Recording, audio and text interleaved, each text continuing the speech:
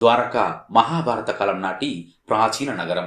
జరాసంధుడు ప్రతిసారి మధురపై దాడి చేస్తుండటంతో శ్రీకృష్ణుడు తన ప్రజల రక్షణార్థం సముద్రం మధ్యలో ద్వారకా అనే నగరాన్ని నిర్మిస్తాడు. ఆర్కియాలజీ బృందం నేటికి ద్వారక నగరంపై పరిశోధన చేస్తూనే ఉన్నది. ఇది 5000 సంవత్సరాల క్రిందటి ప్రాచీన నగరమని చెబుతున్నారు.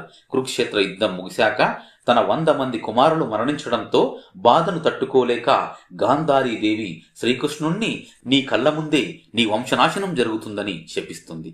అలా కురుక్షేత్ర యుద్ధం ముగిసిన 36 సంవత్సరాల తర్వాత శ్రీకృష్ణుడు మరణించగానే సముద్రుడు ద్వారకా నగరాన్ని ముంచివేసి తనలో కలిపేసుకుంటాడు. ప్రస్తుతం ద్వారక మునిగిపోయిన చోట ఆర్కియాలజీ బృందం పరిశోధనలు కొనసాగిస్తూనే ఉంది. సముద్రంలో పురాతన ద్వారకా నగరం ఆనవాళ్లు బయటపడుతున్నాయి. ద్వారక ఒక అత్యాధునిక టెక్నాలజీతో నిర్మించిన నగరమని చెబుతున్నారు ఆర్కియాలజీ బృందం వారు.